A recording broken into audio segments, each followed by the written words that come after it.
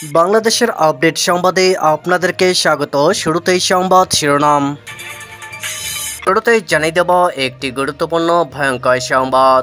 Britain সফরের লেজে গবরে doctor Yunus, দেখা হবে না বলে দিলেন প্রধানমন্ত্রী। জুতো ডিম ছুড়লেন প্রতিবাদীরা, বেরিয়ে এলো নতুন এক চাঞ্চল্যকর তথ্য, থাকছে বিস্তারিত প্রতিবেদনে। এরপর জানিয়ে দেব এপ্রিলের আগে নির্বাচন করুন, লন্ডনের বৈঠকে ইউনূসকে সাব বার্তা তারেক রহমানের, থাকছে বিস্তারিত প্রতিবেদনে। আরও জানিয়ে দেব আওয়ামী লীগের রাজনীতি নিয়ে আব্দুল হামিদের বিস্ফোরক মন্তব্য, থাকছে বিস্তারিত প্রতিবেদনে। বিদেশের মাটিতে মিটিং, দেশের জনগণের জন্য অপমানজনক জানালেন এনসিপি, থাকছে বিস্তারিত প্রতিবেদনে। এদিকে বিএনপি ও গণ অধিকারের মধ্যে উত্তেজনা, 2 উপজেলায় 144 ধারা জারি, থাকছে বিস্তারিত প্রতিবেদনে। এবং সবশেষে জানিয়ে দেব ইউনূস সরকারের আচরণ ঠিক নয়, আন্তর্জাতিক নিন্দার আহ্বান বিজেপির, থাকছে বিস্তারিত প্রতিবেদনে। এতক্ষণ শুনছিলেন সংবাদ শিরোনাম, এবারে বিস্তারিত। ব্রিটেন সফরের লেজে গবরে ডক্টর ইউনূস, দেখা হবে না বলে দিলেন প্রধানমন্ত্রী। জুতো ডিম ছুড়লেন প্রতিবাদীরা, বেরিয়ে এলো নতুন এক চাঞ্চল্যকর তথ্য। মোহাম্মদ ইউনূসের ব্রিটেন সফর চলাকালীন বড় কূটনৈতিক ধাক্কা। বাংলাদেশের অন্তর্বর্তী সরকারের প্রধান উপদেষ্টা নোবেলজয়ী ইউনূসের সঙ্গে এখন দেখাই করতে চাইলেন না ব্রিটেনের প্রধানমন্ত্রী। কির স্টারমারের এই সিদ্ধান্তের কথা জানিয়েছেন স্বয়ং ইউনূসই। ব্রিটেনের সংবাদপত্র ফিনান্সিয়াল টাইমস সূত্রে দাবি, প্রধানমন্ত্রী স্টারমারের এখন ইউনূসের সঙ্গে দেখা করার কোনো পরিকল্পনা নেই। হাসিনা সরকারের আমলে ব্রিটেনে কোটি কোটি টাকা পাচারের অভিযোগে তদন্ত করছে বাংলাদেশ। তাই নিয়েই নাকি স্টারমারের সঙ্গে কথা বলতে চেয়েছিলেন ডক্টর ইউনূস। সে সব চেষ্টাই চলে। স্টারমার এখন দেখা করতেই চান না তার সঙ্গে। চুরি হওয়া টাকা নিয়ে এখন কোনো আলোচনায় আগ্রহী নয় ব্রিটেন, পরিষ্কার জানানো হয়েছে। যদিও ইউনূস এই বিষয়ে বেশি ব্যাখ্যা দিতে চাননি। 4 দিনের ব্রিটেন সফরে রয়েছেন মোহাম্মদ ইউনূস। বুধবার ইউনূস ব্রিটেনের জাতীয় নিরাপত্তা উপদেষ্টা জোনাথন পাওয়েলের সঙ্গে সাক্ষাৎ করেন। বাংলাদেশের স্থানীয় মিডিয়াতে ইউনূসের এই ব্রিটেন সফর নিয়ে বেশ কিছু আলোচনা ও প্রচার দেখা যাচ্ছে। বাংলাদেশের একাধিক সংবাদ মাধ্যমেই দাবি করা হয় ব্রিটিশ প্রধানমন্ত্রীর সঙ্গে দেখা করবেন ডক্টর ইউনূস, কিন্তু স্বয়ং ইউনূসই একটি ব্রিটিশ সংবাদপত্রকে দেওয়া সাক্ষাৎকারে বলেন স্টারমার তার সঙ্গে দেখা করতে রাজি হননি। ইউনূস জানিয়েছেন তার সঙ্গে স্টারমারের সরাসরি কথা হয়নি, কিন্তু আশা রাখছেন পাচার হওয়া চুরির টাকা ফেরত পেতে সাহায্য করবে ব্রিটেন। বাংলাদেশের চরমপন্থা ও সন্ত্রাসবাদ। ইউনূস ব্রিটেনে পৌঁছানো মাত্রই লন্ডনের হিথ্রো বিমানবন্দর এবং তার হোটেলের বাইরে শত শত বিক্ষোভকারী প্রতিবাদ দেখান। এর আগে ব্রিটেনের মাটিতে বিক্ষোভের মুখে পড়েন বাংলাদেশের উপদেষ্টা সরকারের প্রধান উপদেষ্টা ডক্টর মোহাম্মদ ইউনূস। মঙ্গলবার সকালে লন্ডনে তার হোটেলের বাইরে কালো পতাকা দেখিয়ে গো ব্যাক স্লোগান দিতে দেখা যায় লন্ডনে বসবাসকারী আওয়ামী লীগের কর্মী সমর্থকদের। বিক্ষোভের মুখে পড়েন ইউনূসের প্রেস সেক্রেটারি শফিকুল আলম। ব্যানারে লেখা স্লোগানে দাবি করা হয় তার আমলে বাংলাদেশে অরাজকতা, মৌলবাদ, হিংসা চরমে উঠেছে। হত্যা করা হয়েছে মুক্তিযোদ্ধাদের পরিবারের মানুষদের। সেই সঙ্গে দাবি করা হয় হিন্দু পুরোহিত চিন্ময় কৃষ্ণ দাসকে অবিলম্বে মুক্তি দেওয়া হোক এবং ইউনূসকে জেলে পাঠানো হোক। প্রত্যক্ষদর্শীদের মতে বিক্ষোভকারীরা ইউনূসের কনভয়ের উপর জুতো ও ডিম ছড়ে। এদের মধ্যে এমন কিছু বাংলাদেশি নাগরিক ছিলেন যারা ইউনূসের ক্ষমতায় আসার পর ব্রিটেনে আশ্রয় নিতে বাধ্য হন।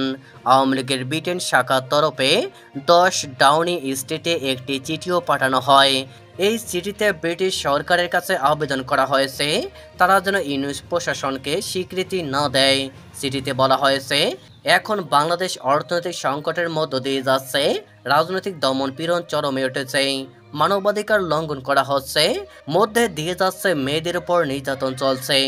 এখন ইউনূসকে কোনো ধরনের সহযোগিতা করা বাঞ্ছনীয় নয়।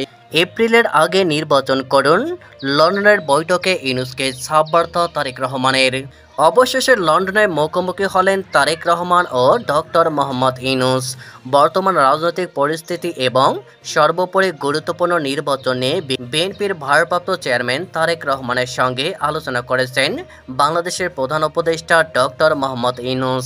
জানা গিয়েছে পূর্ব দাবি অনুযায়ী ফের এপ্রিলের আগে ইউনূসকে নির্বাচনের কথা বলেছেন তারেক রহমান। এই মুহূর্তে ভোটের দিনক্ষণ নিয়ে পদ্মাপাড়ে অস্বস্তি বাড়ছে।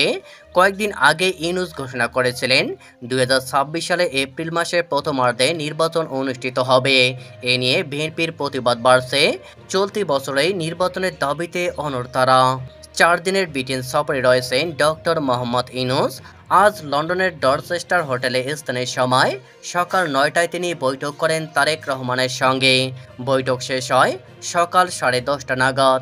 এরপর জাতীয় নিরাপত্তা উপদেষ্টা খলিলুর রহমান, প্রধান উপদেষ্টার প্রেস সচিব শফিকুল আলম, বিএনপির স্থায়ী কমিটির সদস্য আমির খসরু মাহমুদ চৌধুরী যৌথ বিবৃতি দিয়ে জানান, অত্যন্ত সৌহার্দ্যমূলক পরিবেশে প্রধান উপদেষ্টা ডক্টর মোহাম্মদ ইউনূস ও তারেক রহমানের মধ্যে বৈঠক হয়েছে। তারেক রহমান প্রধান উপদেষ্টার কাছে আগামী বছরের রমজানের আগে নির্বাচন আয়োজনের জন্য প্রস্তাব দিয়েছেন। বিএনপি চেয়ারপারসন খালেদা জিয়া মনে করেন ওই সময় নির্বাচন অনুষ্ঠিত হলে ভালো হয়। প্রস্তাবের উত্তরে প্রধান উপদেষ্টা বলেন, তিনি আগামী বছরের এপ্রিলের প্রথমার্ধের মধ্যে নির্বাচনের ঘোষণা করেছেন। সব প্রস্তুতি সম্পন্ন করা গেলে 2026 সালে রমজান শুরু হওয়ার আগের সপ্তাহে অর্থাৎ ফেব্রুয়ারির প্রথমার্ধে নির্বাচন আয়োজন করা যেতে পারে। সেক্ষেত্রে সেই সময়ের মধ্যে সংস্কার ও বিচারের বিষয়ে পর্যাপ্ত অগ্রগতি অর্জন করার প্রয়োজন হবে। বিশ্লেষকরা বলছেন, এই মুহূর্তে বাংলাদেশের সবথেকে বড় রাজনৈতিক দল বিএনপি। আওয়ামী লীগকে নিষিদ্ধ করার পর তারেকের রাস্তা পরিষ্কার। নির্বাচনে যদি বিএনপি জিততে পারে তাহলে প্রবল সম্ভাবনা রয়েছে তারেক রহমানই প্রধানমন্ত্রী হবেন। কারণ খালেদা জিয়ার যে শারীরিক অবস্থা তাতে ভোটে লড়াই করা সম্ভব নয়।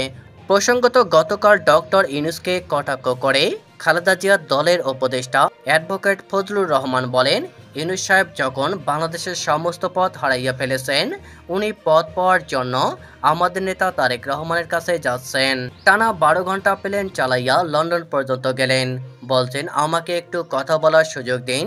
এই বছরের ডিসেম্বরে ভোটের দাবিতে অনড় তারা। আওয়ামী লীগের রাজনীতি নিয়ে আব্দুল হামিদের বিস্ফোরক মন্তব্য।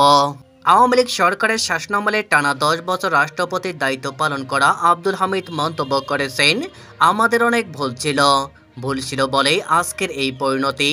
আজকের অবস্থা হয়তো আমাদের ভুলেরই শাস্তি। বৃহস্পতিবার 12 জুন একটি জাতীয় দৈনিকের সঙ্গে আলাপকালে সাবেক রাষ্ট্রপতির শ্যালক ও দীর্ঘদিনের সঙ্গী ডক্টর আনম নওশাদ খান এই তথ্য জানান। নওশাদ খান জানান, আব্দুল হামিদ আক্ষেপ করে আরও বলেছেন, 2012 সালে যখন স্পিকার ছিলাম তখন বলেছিলাম সরকার স্বৈরাচারী হলে জনগণ বেশি দিন সায় দেবে না। নওশাদ খান জানান, বর্তমান আব্দুল হামিদ সম্পূর্ণরূপে পারিবারিক জীবনে অবসর নিয়েছেন। রাজনীতির সঙ্গে তার কোনো যোগাযোগ নেই। শারীরিক অবস্থাও তেমন নয় যে তিনি সক্রিয় হতে পারেন। বিদেশের মাটিতে মিটিং দেশের জনগণের জন্য অপমানজনক, জানালেন এনসিপি। অন্তর্বর্তী সরকারের প্রধান উপদেষ্টা ডক্টর মোহাম্মদ ইউনূস ও বিএনপির ভারপ্রাপ্ত চেয়ারম্যান তারেক রহমানের বৈঠকের পর প্রতিক্রিয়া জানিয়েছে জাতীয় নাগরিক পার্টি এনসিপি। দলটির পক্ষ থেকে বলা হয়েছে, বিদেশের মাটিতে মিটিং ও ঘোষণা দেওয়া দেশের জনগণের জন্য অপমানজনক। শুক্রবার 13 জুন বাংলাদেশ সময় দুপুর 2:15 বিএনপির ভারপ্রাপ্ত চেয়ারম্যান তারেক রহমানের সঙ্গে বৈঠক করেন প্রধান উপদেষ্টা। বৈঠকের পর এনসিপির মুখ্য সমন্বয়ক নাসিরউদ্দিন পাটোয়ারি বলেন, পুরনো বন্দোবস্তের দিকেই এগোচ্ছে সরকার। তিনি বলেন, একটি দলের আগ্রহে নির্বাচনী ট্রেনে তুলে দেওয়া হচ্ছে। জুলাই অভ্যুত্থানের শহীদদের আত্মত্যাগের অবমাননা দেশের জনগণ মেনে নেবে না। তিনি আরও বলেন, জনগণের আকাঙ্ক্ষা পাশ কাটিয়ে মৌলিক সংস্কার ও জুলাই ঘোষণাপত্র ছাড়া নির্বাচন হলে গণতান্ত্রিক উত্তরণ হবে না। এদিকে বিএনপি ও গণ অধিকারের মধ্যে উত্তেজনা, 2 উপজেলায় 144 ধারা জারি। পটুয়াখালীর গলাচিপায় বিএনপি ও গণ অধিকার পরিষদের নেতাকর্মীদের মধ্যে দফায় দফায় হামলা ও মারামারির ঘটনার পর দশমিনা ও গলাচিপা উপজেলায় 144 ধারা জারি করেছে প্রশাসন। শুক্রবার 13 জুন সকাল 8টা থেকে রোববার 15 জুন সকাল 8টা পর্যন্ত এই অবস্থা বলবৎ থাকবে বলে উপজেলা জুড়ে মাইকিং করা হয়েছে। পটুয়াখালী অতিরিক্ত পুলিশ সুপার সাজিদুল ইসলাম সজল জানান, নিষেধাজ্ঞা অমান্য করে কেউ সমাবেশ কিংবা জমায়েত করলে আইনগত ব্যবস্থা নেওয়া হবে। ইউনূস সরকারের আচরণ ঠিক নয়, আন্তর্জাতিক নিন্দার আহ্বান বিজেপির। বাংলাদেশের নোবেলজয়ী রবীন্দ্রনাথ ঠাকুরের পূর্বপুরুষের বাসভবনে হামলা ও ভাঙচুরের ঘটনার তীব্র নিন্দা জানিয়ে আন্তর্জাতিক সম্প্রদায়ের দৃষ্টি আকর্ষণ করেছে ভারতের ক্ষমতাসীন দল বিজেপি। দলটির মুখপাত্র এবং সংসদ সদস্য সম্বিত পাত্র বৃহস্পতিবার বলেন, এই ঘটনা ছিল পরিকল্পিত এবং এর পিছনে জামায়াত ইসলামী ও হেফাজতে ইসলামের লোকজন জড়িত। তিনি আরও বলেন, বাংলাদেশের রবীন্দ্রনাথ ঠাকুরের পূর্বপুরুষের বাড়ি, তার কাছারি বাড়ি যা তার দাদার তৈরি, তাতে হামলা ও ভাঙচুর চালানো হয়েছে। এটি আমাদের সভ্যতা ও সংস্কৃতির ভিত্তি স্তম্ভের ওপর আঘাত। 5 দিন ধরে পরিকল্পনা করে এই হামলা চালানো হয়েছে। এটি একটি শক্তিশালী বার্তা বিশ্ববাসীকে দেওয়া যায়।